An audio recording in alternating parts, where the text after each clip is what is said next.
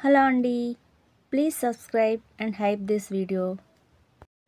బెజవాడికి సమీపంలో ఉన్న ఆ మారుమూల గ్రామంలో ఓ వీధిలో ఉన్న ఆ ఇంటికి అప్పటి వరకు యజమాని అయిన పార్వతమ్మ కాలం చేసి 14 రోజులైంది.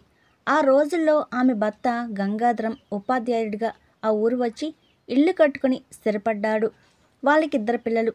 పెద్దవాడు సూర్యం, అతని భార్య అరుణ. ఇద్దరు అమెరికాలో ఉద్యోగస్తులు. వీళ్ళకిద్దరు పిల్లలు, ఒక అమ్మాయి ఒక అబ్బాయి. చిన్నవాడు శేఖర్, అతని భార్య కవిత. వీళ్ళకి ఇద్దరు ఆడపిల్లలు. సింగపూర్లో ఉంటారు. గంగాధర్ మరణించి 10 ఏళ్ళు అవుతుంది.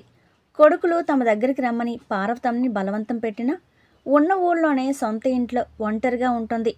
పార్వతమ్మ చేసిన పూజల వలనో ఆమె నిష్కామత్వం వలన ఏమాత్రం అనారోగ్యం అసౌకర్యం లేకుండానే నిద్రలోనే మరణించింది.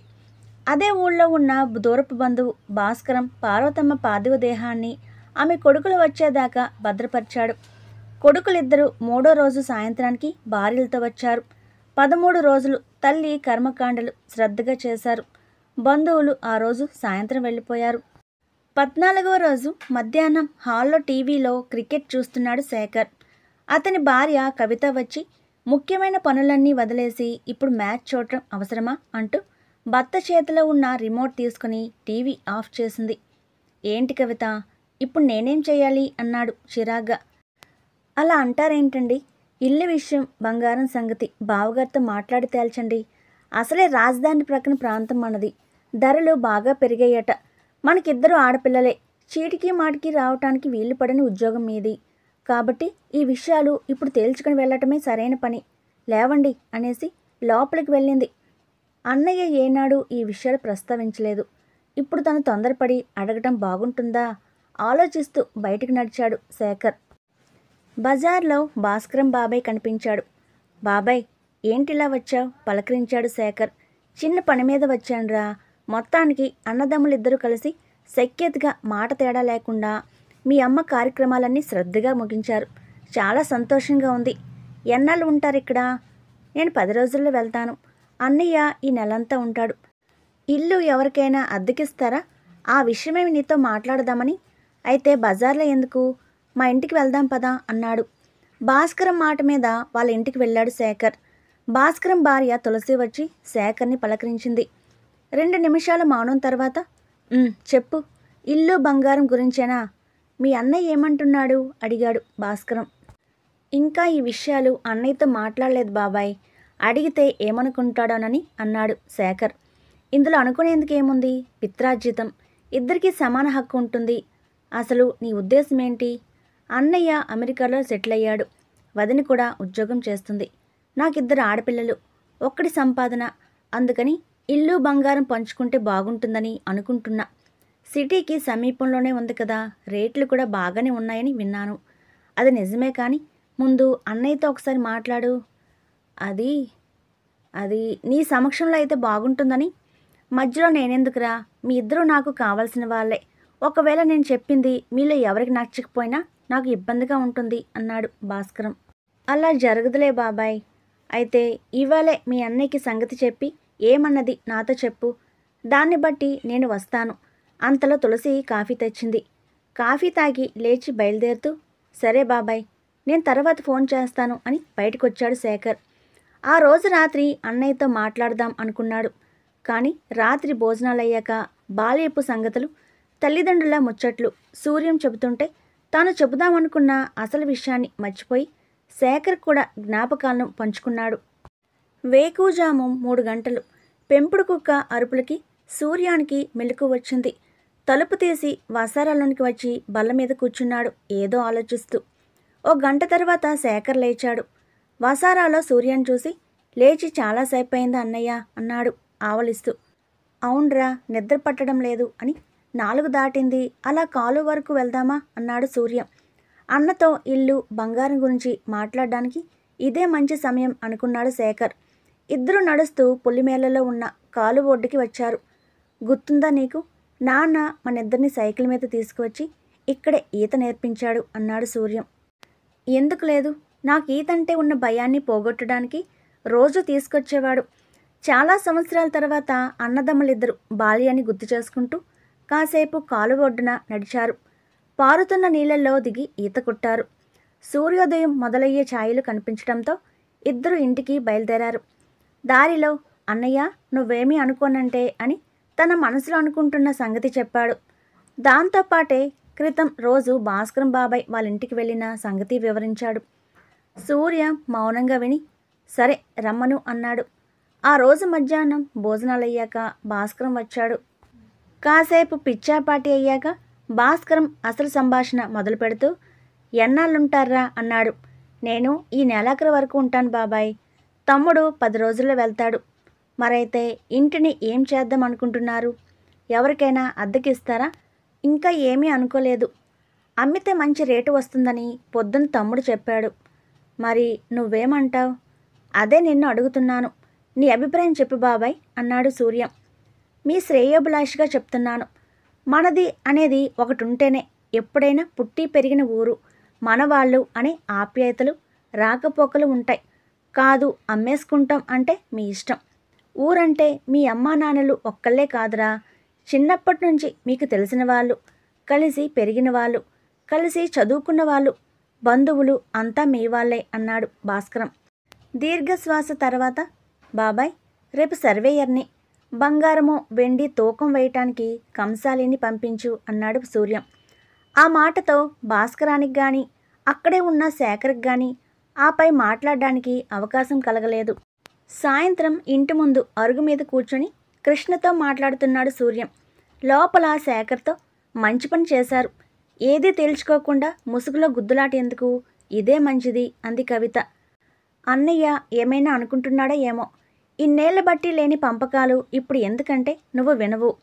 నిమిషానికోసారి మీ నాన్నతో మాట్లాడేస్తావు. అమ్మ పోయి నెల కూడా తిరక్కముందే ఇల్లు బంగారం అమ్ముకొని తెగతెంపులు చేసుకోవాలా? ఎందుకింత తొందరపడుతున్నావో అర్థం కావట్లేదు అన్నాడు శేఖర్ అసహనంగా. మరుసటి రోజు ఉదయాన్నే 2 మనుషులు వచ్చారు. వాళ్లతో అటక మీద ఉన్న ఇత్తడి గుండుగులు, గంగాలాలు, బస్తాల్లో కట్టిపెట్టిన ఇతర సామాన్లు కిందకి దింపించాడు. ఇంకో 3 మూటలు ఉన్నాయండి, వాటిని దించండి. వాటిలో తండ్రి ఎంతో ఇష్టపడి సేకరించిన విలువైన పుస్తకాలున్నాయి. వాటిని పిల్లల కంటే భద్రంగా చూసుకునేవాడాయన. తండ్రి గుర్తొచ్చి శేఖర్ మనసు భారమైంది. లోపల ఏదో కలవరం.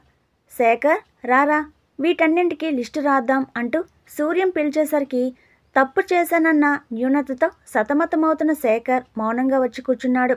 అరుణ, కవిత మీరు కూడా రండి. తర్వాత అన్యాయం జరిగిందన్న భావన ఎవరి మనసుల్లోనూ ఉండకూడదు అన్నాడు సూర్యం. వాళ్ళు వచ్చి నిలబడ్డారు. ఇత్తడి సామాన్లు అన్నీ 2 భాగాలు చేస్తూ చూసావా, అమ్మా నాన్న ఇటువంటి పరిస్థితిని ముందే ఊహించి ఉంటారేమో, అందుకే ప్రతి వస్తువు 2 కొన్నారు అని ఉన్న సామాన్ల లిస్టు తయారు చేశాడు సూర్యం. ఒక్కటే ఉన్న కొన్ని సామాన్లు ప్రక్కన పెట్టి వాటికి లిస్టు రాశాడు. మధ్యాహ్నం సర్వేయరు వస్తాడు. ఇల్లు కొలతలు రాసిస్తాడు. అలాగే కంసాలి కూడా వస్తాడు. బంగారము వెండి సమానంగా తూకం వేస్తాడు. ఇల్లు అమ్మేద్దాం. ఇక ఎటు తిరిగి పంచుకోలేనివి వారసత్వంగా వస్తున్నవి ఆవు, కుక్క. ఆవును అమ్మేద్దాం, కుక్కని ఎవరికో ఒకరికి ఇచ్చేద్దాం. ఆ తర్వాత మనం ఎంత దూరంలో ఉన్నా పైసా ఖర్చు లేకుండా స్కైప్ వంటి సదుపాయాలు అందుబాటులో ఉన్నాయి అన్నాడు. అంతే. ఆ మాటలకి ఏం మాట్లాడాలో అర్థం కాలేదెవరికి. సూర్యం ఇంత తొందరగా నిర్ణయం తీసుకుంటాడని వాళ్ళు ఎవరు ఊహించలేదు. అంతలో సూర్యం కోసం ఎవరో వచ్చి పిలవటంతో బయటికి వచ్చాడు. కవిత పరిస్థితి కుడితిలో పడ్డ ఎలుకలా మారింది. అరుణ మౌనంగా వంటింట్లోనికి వెళ్ళింది. శేఖర్ ఒకసారి బయటికి రా పిలిచాడు సూర్యం. ఆవును కొనటానికి కృష్ణ మనుషుల్ని పంపాడు. 10,000కి అడుగుతున్నారు. నువ్వేమంటావు అన్నాడు. నీ ఇష్టం అన్నాడు. అన్నింటికి నా ఇష్టమని ముఖస్థుతికి అంటే ఎలా? వెళ్ళి కవితకు కూడా ఒక మాట చెప్పిరా అన్నాడు సూర్యం. బయట వాళ్ళ ముందు కాదనలేక లోపలికి వెళ్ళొచ్చి తను నీ ఇష్టమే అంది అన్నయ్య అన్నాడు. అయితే ఆవును తోలుకుని వెళ్ళండి అని సూర్యం అనగానే వచ్చిన వాళ్ళు డబ్బులిచ్చి ఆవుని తోలుకెళ్లారు. ఈ 10,000 బీరువలో పెడుతున్నాను అని చెప్పాడు సూర్యం తమ్ముడితో. ఆ రోజు మధ్యాహ్నం భాస్కరం సర్వేయర్ని కంసాలిని తీసుకురావటంతో ఇల్లు కొలిపించి వెండి బంగారాల్ని కంసాలతో సమానంగా తూకం వేయించి పక్కాగా పేపర్ మీద రాయించాడు సూర్యం. సాయంత్రానికి అన్ని లెక్కలు తేలిపోయాయి. బాబాయ్, ఇల్లు కొనే వాళ్ళుంటే ఏర్పాటు చెయ్యి. బేరం కుదిరితే తమ్ముడు వాళ్ళుండే 10 రోజుల్లోనే రిజిస్ట్రేషన్ కూడా చేద్దాం అన్నాడు సూర్యం. ఆ మాటలకి శేఖర్ గొంతు పొడుకుపోయింది. చిన్నప్పుడు ఈ ఇల్లు కట్టడానికి తండ్రి ఎంత కష్టపడ్డది, అన్నయ్య తను గోడలకి ప్రతిరోజు నీళ్లు పోయటం కళ్ళ ముందు మెదిలింది. డబ్బులున్నప్పుడు ఒక్కో గది వేసుకుంటూ అంచెల వారీగా నాన్న కట్టిన ఇంట్లోనే తమ ఇద్దరి బాల్యం ఎదిగింది. తల్లి ఎప్పుడు ఇంట్లో ఉండే వాళ్ళ మనసుల్లో ఆప్యాయతలు ఎప్పటికీ సజీవంగా ఉండాలి. అందుకే సొంత ఇల్లు కట్టుకుంటాం. ఇంట్లో తోబుట్టువుల మధ్య ప్రేమల్ని ఇంకో తరానికి అందిస్తూ మనుషుల్ని మనసుల్ని అనుసంధానం చేసినప్పుడే ఇల్లు అందరికీ దేవాలయంలా కనిపిస్తుంది. లేకపోతే 4 గోడలు పైకప్పులతో నీడనిచ్చే ప్రదేశంలా కృతకంగా కనిపిస్తుంది అనేది. అది గుర్తొచ్చి శేఖర్ దుఃఖాన్ని ఆపుకోలేకపోతున్నాడు. భార్య మాటలు విని తొందరపడడం వల్ల తన కుటుంబం శాశ్వతంగా ఏం కోల్పోతున్నది అవగతమవుతుంది. జీవితాంతం కొనసాగించాల్సిన బంధాలు దూరమవుతున్నట్లు కనిపిస్తుంది. భాస్కరం వెళ్ళిపోయాడు. సూర్యం బజారుకి వెళ్ళాడు. 2 రోజుల్లో తారుమారైన పరిస్థితులకి తనే కారణమనే భావంతో శేఖర్ కుమిలిపోతున్నాడు. వసారాలో బల్ల మీద స్థానువులా కూర్చున్నాడు. కవిత అతని దగ్గరికి వస్తూ, మా నాన్న ఫోన్ చేశారు, మాట్లాడండి అంది. వద్దు, నేనిప్పుడు మాట్లాడే పరిస్థితుల్లో లేను, నువ్వే మాట్లాడు అని. కవిత, ఏదైనా కోల్పోవటానికి క్షణం సేపు పట్టదు, కానీ ఏర్పరచుకోవటానికి మాత్రం ఓ జీవితకాలం సరిపోదు అన్నాడు. అర్థం కానట్లు చూసింది కవిత. నేననేది డబ్బు గురించి కాదు, రక్త సంబంధాల గురించి. అసలు పెద్దవాళ్ళు చెమటోడ్చి ఆస్తులు ఏర్పరిచేది తమ పిల్లలు అనుభవించటానికి కానీ అమ్ముకునే అధికారం పొందటానికి కాదు అన్నాడు. కవిత ఏదో చెప్పబోతుంటే, ఇంకేం చెప్పొద్దు, ఏం చేయాలో నాకు తెలుసు, ఇక్కడుండే ఈ 4 రోజులైనా ప్రశాంతంగా ఉండనివ్వు అని బయటకొచ్చాడు శేఖర్. అదే సమయంలో బయటికి వెళ్ళిన సూర్యం ఇంటికొచ్చాడు. అన్నయ్య, కాలువ ఒడ్డుకి వెళ్దాం అన్నాడు శేఖర్. సరే పద. కాలువ ఒడ్డుకు వచ్చి కూర్చున్నారిద్దరు. అన్నయ్య, నేను చాలా తెలివితక్కువగా ఆలోచించాను, తొందరపడ్డాను. మనసులో ఏమీ పెట్టుకోకు. ఇల్లు అమ్ముకోవడం పంచుకోవడం వల్ల వచ్చేదానికంటే ఏం కోల్పోతున్నామో నాకు తెలిసింది. నన్ను క్షమించు. అమ్మకాలు పంపకాలు ఆపేద్దాం. నువ్వు ఎలా చెప్తే అలాగే చేద్దాం అన్నాడు చేతులు పట్టుకొని. ఇదే ఇంట్లో చిన్నప్పుడు నా దగ్గర ఏది ఉంటే అదే నీకు కావాలని మంకు పట్టేవాడివి. నేను ఇవ్వకపోతే పట్టుబట్టి మరీ దక్కించుకునేవాడివి. మరిప్పుడు ఏమైంది? ఆస్తి పంపకాల విషయం నా దగ్గర ప్రస్తావించకుండా భాస్కరం బాబాయ్ దగ్గరికి వెళ్ళావు. అంటే నా దగ్గర చిన్నప్పటి నుంచి ఉన్న స్వాతంత్రాన్ని ఇవాళ ఆయన దగ్గర తాకట్టు పెట్టావు. అమ్మా నాన్న ఇన్నేళ్లుగా మనిద్దరి మధ్య అనుసంధానంగా ఉన్నారు కాబట్టి ఇన్నేళ్ళు ఈ పంపకాల విషయం మీరిద్దరూ ప్రస్తావించలేదు. ఇప్పుడు వాళ్ళిద్దరూ లేరు కాబట్టి నాతో ఇంటితో ఉన్న సంబంధాన్ని తెంచుకోవడానికి సిద్ధపడ్డారు. అంత కఠినంగా మాట్లాడు కన్నయ్య. కఠినం కాదు, వాస్తవం. మన పెద్దవాళ్ళు మన గురించి ఆలోచించబట్టే ఇవాళ మనం అమ్ముకోవటానికి సిద్ధపడ్డ ఇల్లు మిగిలింది. వారసత్వాన్ని కాపాడుకోవాలి కానీ కలుపు మొక్కల్లా పెరిగి వేయకూడదు. అమ్ముకోవడం అంటే తెంచుకోవటమే. నీ భావాలు నా భావాలు వేరైనంత మాత్రాన రక్త సంబంధం మారదుగా. ఒక చేతికి ఉన్న 5 వేళ్ళు సమానంగా లేకపోయినా వాటి మూలాలు కలిసిపోయిన అరచేతికవి హత్తుకుంటేనే పిడికిలవుతుంది, కలివిడి ఏర్పడుతుంది. అలా కాకుండా వైషమ్యాలతో వేలు తుంచుకుంటే మొండెం మాత్రమే మిగులుతుంది. అన్నదమ్ములు ముందు తరాలకి బంధాల్ని అందించే వారధులు కావాలి కానీ పగలు ద్వేషాలు పంచే అడ్డుగోడలు కాకూడదు. ఆ మాటలకి అన్న చేతులు పట్టుకుని చిన్నపిల్లాళ్ల బావురమన్నాడు శేఖర్. తమ్ముడు భుజం మీద చెయ్యేసి ఊరుకో అన్నాడు ఓదారుస్తూ సూర్యం. ఇంటిని తను ఏం చేయదలుచుకున్నది వివరంగా చెప్పాడు. ఇద్దరు ఇల్లు చేరుకునేసరికి ఇంటి ముందు ఆవును తీసుకెళ్లిన మనుషులు నిలబడి ఉన్నారు. ఏమైందని అడిగాడు సూర్యం. ఆవు అక్కడ ఉండట్లేదని, పొలుపు తెంపుకుని వచ్చేసిందని, దగ్గరికెళితే కొమ్ములతో పొడవటానికి వస్తుందని చెప్పారు. సూర్యం మౌనంగా లోపలికెళ్ళి వాళ్ళు ఇచ్చిన డబ్బు తెచ్చి వాళ్ళకి ఇచ్చి పంపాడు. ఆ రోజు రాత్రి సూర్యంతో మాట్లాడిన విషయాలన్నీ భార్యతో కరాఖండిగా చెప్పాడు శేఖర్. సంవత్సరం తర్వాత పార్వతమ్మ సంవత్సరికానికి వారం రోజుల ముందే అమెరికా నుండి భార్య పిల్లలతో వచ్చాడు సూర్యం. వాళ్ళు వచ్చిన 2 రోజులకి శేఖర్ కుటుంబం హైదరాబాద్ వచ్చి అక్కడి నుంచి కారులో వచ్చారు. ఊళ్ళో మార్పులు బాగా తెలుస్తున్నాయి. సిమెంట్ రోడ్లు, కొత్తగా వచ్చిన ఇల్లు, షాపులు చూస్తూ, ఏమండి ఊరు చాలా మారిపోయింది అంది కవిత ఆశ్చర్యంగా. కారు డ్రైవర్ ఇల్లు ఎక్కడ సార్ అని అడిగాడు. ముందుకెళ్ళి కుడివైపు తిరిగితే గ్రంథాలయం వీధి అని బోర్డు కనిపిస్తుంది, అందులో 3వ ఇల్లు చెప్పాడు శేఖర్. 5 నిమిషాల్లో కారు ఇంటి ముందు ఆగింది. వీధి అరుగు మీద కూర్చున్న 15 ఏళ్ల అబ్బాయి చైతన్య, 12 ఏళ్ల అమ్మాయి పవిత్ర వీళ్ళని చూడగానే చిన్నపిల్లల నాన్న బాబాయ్ పిన్ని వాళ్ళొచ్చారు అని స్పష్టమైన తెలుగులో చెప్పి ఎదురెళ్ళి పిన్ని బాబాయ్ బాగున్నారా, హాయ్ పల్లవి, హాయ్ శృతి అని ఆప్యాయంగా పలకరిస్తుంటాయి. ప్రయాణపు పడలిక మర్చిపోయాడు శేఖర్. కవిత సూర్యం బయటికి వచ్చి రండి రండి అని లోపలికి తీసుకెళ్లాడు. ఇంటి ముందు ఏపుగా పెరిగిన కొబ్బరి చెట్ల కింద గంగాళంలో కాలు కడుక్కునేందుకు నీళ్లు, ఇత్తడి చెంపు కనిపించాయి. పలకరింపులు అవుతుంటే అక్కడికి వచ్చిన కుక్క తన వాళ్ళు వచ్చారన్న సంతోషాన్ని చిన్న మూలుగుతో వ్యక్తం చేసేసరికి నాటి జ్ఞాపకాలకి సజీవంగా మిగిలిన దాన్ని ఆప్యాయంగా తడిమి దొడ్డివైపు చూశాడు. ఆవు నెమరు వేసుకుంటూ కనిపించింది. అంతే, శేఖర్ మనసులో ఎంతో సంతృప్తి. అరుణ అందరినీ పలకరించి కాఫీ తెచ్చి ఇచ్చింది. నాన్న గ్రంథాలయం వీధి అంటే ఏంటి? శేఖర్ చిన్న కూతురు శృతి అడిగింది. గ్రంథాలయం వీధి అంటే లైబ్రరీ స్ట్రీట్ అని చెప్పిన పవిత్ర రా చూపిస్తాని తీసుకెళ్ళింది.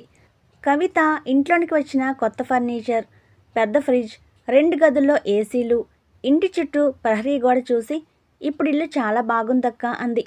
అవును అంటూ నవ్వింది అరుణ. నాన్న మనము మేడ మీదకి వెళ్దాం అని పల్లవి అనేసరికి పిల్లలతో పాటు పెద్దలు కూడా పైకి వచ్చారు. పెద్ద హాల్లో లోపలికి వెళ్ళగానే ఆ రోజుల్లో తల్లి తండ్రి కలిసి తీయించుకున్న ఫోటో పెద్దది గోడ మీద కనిపించేసరికి శేఖర్ మనసు ఆర్ద్రమైంది. పుస్తకాల కోసం గోడలను ఆనుకుని కట్టించిన అరల్లో రకరకాల పుస్తకాలు కనిపించాయి. అందులో తండ్రి సేకరించిన దాచిన పుస్తకాలను చూసేసరికి శేఖర్కి కళ్ళు చెమ్మగిల్లాయి. ఆ పెద్ద హాల్లో మధ్యలో 2 పొడవాటి బల్లలు, వాటికి అటు ఇటు కుర్చీలు ఉన్నాయి. బల్ల మీద వార్తాపత్రికలు, వార మాస పత్రికలు కనిపించాయి. 3 వ్యక్తులు కూర్చొని చదువుకుంటున్నారు. వీళ్ళందరినీ చూడగానే వాళ్ళు లేచి నిలబడ్డారు. అంతలో ఓ 30 ఏళ్ల కుర్రాడు వచ్చి మామయ్య, అత్తయ్య అని వరుసలు కలిపి పలకరిస్తుంటే ఆశ్చర్యంగా చూశాడు శేఖర్. వీడు మన భాస్కరం బాబాయ్ 3వ కొడుకు. డిగ్రీ వరకు చదివాడు, పెళ్ళయింది. మన ఇంట్లోనే ఉంటూ ఇంటిని, లైబ్రరీ బాధ్యతల్ని చూసుకుంటున్నాడు. మనం వస్తున్నామని తాత్కాలికంగా భాస్కరం బాబాయ్ ఇంటికి వెళ్ళాడు. అన్నయ్య చాలా మంచి పని చేశావు. అమ్మా నాన్నల్ని సజీవులను చేసి మాకే కాదు మన పిల్లలకి విలువలు నేర్పించావు. మన ఇంటిని, మన వీధిని, మన ఊరికే ప్రత్యేక గుర్తింపుగా గ్రంథాలయం వీధిగా మార్చావు. ఆ రోజు నేను ఆవేశపడినట్లు నువ్వు పంతంతో ఇల్లు అమ్మేసి ఉంటే మనం ఏం కోల్పోయే వాళ్ళమో మాటల్లోనే కాకుండా చేతల్లో చూపి నాలా ఆవేశపడే వాళ్ళ కళ్ళు తెరిపించావు అన్నాడు శేఖర్ ఉద్వేగంగా. ఇంటి ముందు అరుగు మీద కూర్చొని మాట్లాడుకుంటున్నారు పిల్లలు. అప్పుడప్పుడు మనకి స్కైప్లో చూపించే దానికంట ఇల్లు, లైబ్రరీ, ఇక్కడి వాతావరణం చాలా బాగున్నాయి కదక్క అంది శృతి. పక్క అరుగు మీద కూర్చొని సెల్ ఫోన్ చూసుకుంటున్న చైతన్య ఇక్కడి నుంచి ప్రతి సంవత్సరం నాన్నమ్మ తిదికి అందరం ఖచ్చితంగా ఇక్కడికి రావాలని నిర్ణయించారు నాన్న అన్నాడు. ఆ మాటలు విన్న శేఖర్కి కుటుంబ అనుబంధాల్ని ఒక తరం నుంచి మరో తరానికి తీసుకువెళ్ళే సారథులు అన్నదమ్ములే. వాళ్ళ మధ్య ఉండే ఐకమత్యం వల్లే సంస్కృతి, సాంప్రదాయాలు, మానవ సంబంధాలు, విలువలు ముందు తరాలకి అందుతాయని ఎప్పుడో తండ్రి చెప్పిన మాటలు గుర్తుకొచ్చాయి. శుభం.